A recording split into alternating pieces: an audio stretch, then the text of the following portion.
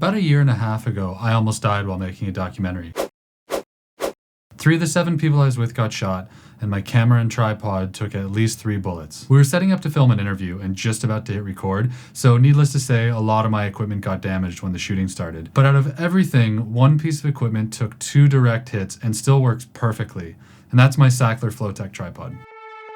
I'm Luke Forsyth, documentary cinematographer, filmmaker, and former photojournalist, and this is the Bulletproof Tripod.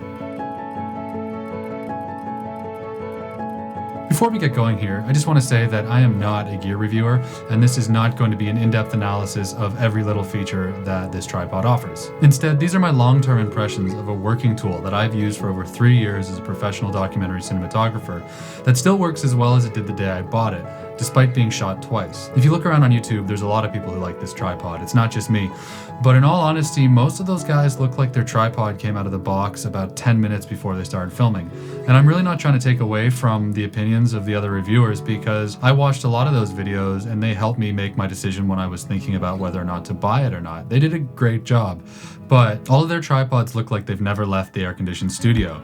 And no offense to them, but that's just not me. If you take one look at my tripod, you'll see what I mean. It's covered in dings and scratches, and it's really obvious that this isn't something that I've babied and kept locked away in the closet. I have used this thing and put it through as much abuse and hurt as I can throw at it, and it just won't stop working. After the shooting happened, I even wrote an email to Sachtler complimenting them on making such a tough tripod, and they offered to send me a new one.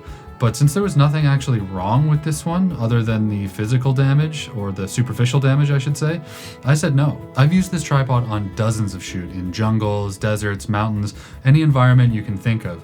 I have never once tried to be careful with it, and it just keeps on going. It's one of those rare instances where innovation meets really good design, and it actually changes the game for filmmakers. So after 3.5 years, I can confidently say that in my opinion, this is the best tripod available for documentary filmmakers. Video is a gear-intensive process, and companies are always coming out with newer and newer products.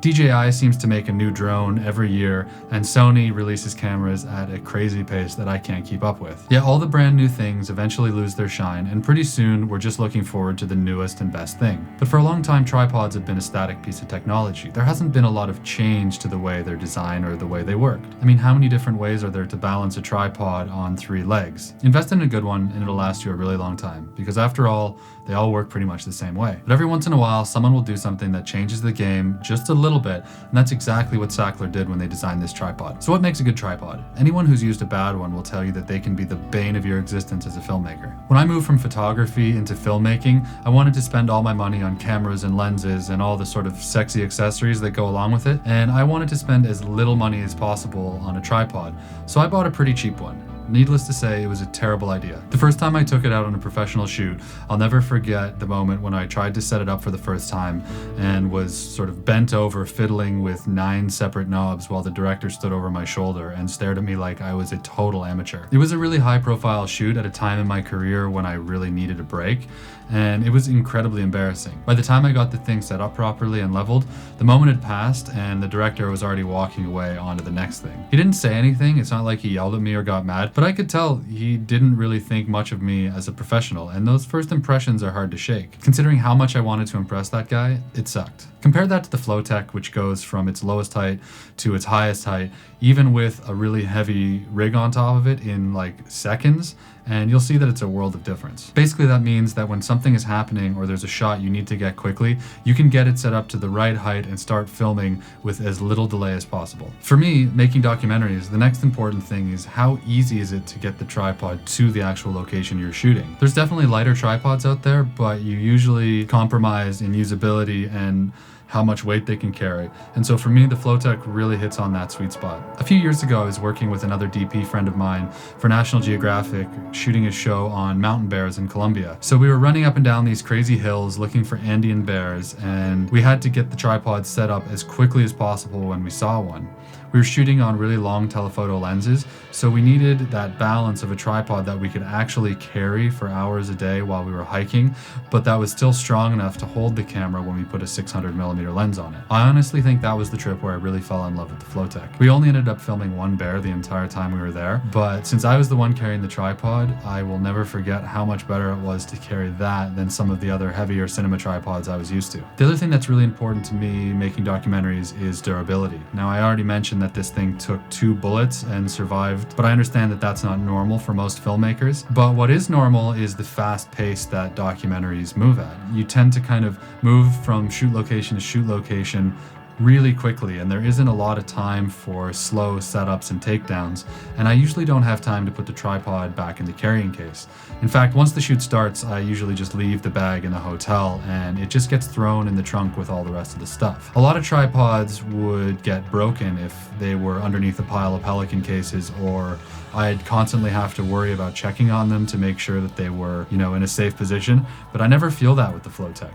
Maybe I should be a little bit more careful with it, who knows, maybe I'm headed for disaster, but so far I have never once had to think about whether or not the Flowtech was going to survive transport. It just keeps on working. Just take a look at all the nicks and scratches and you can see that I have not been careful with this thing. Granted, it might be a little hard to sell this thing because of how beat up it looks, but I have no plans to sell this. I'm going to use it to the end of its life, and from what I can tell, that's still years away. I think a lot of other tripods out there would have broken by now, and one of the best things for me about the Flowtech is that I don't have to baby it. I can just focus on the story in front of me and getting the shots I need. I could go on for a really long time about how great I think the detachable feet are, or how cool the light up leveling button is, or how easy it is to get to a really low angle, but a lot of other reviewers have already covered this in a huge amount of detail. There are a lot of other great design features that make this the perfect documentary tripod, but I don't really want to make that kind of video. I've never wanted to dedicate this channel to gear, and so I only want to talk about things that I've used in a professional setting and that I really believe in. This is definitely not a technical review. This is just my long-term opinion on a tool that has proven itself time and time again to be the best one for the job. Even after years of abuse and 2 gunshot impacts, it's still going strong. It's definitely expensive, but if you're an up-and-coming or professional run-and-gun or documentary filmmaker and need something that will perform in every environment and help you get the shot every time you need it, this is definitely my favorite tripod out there. See ya.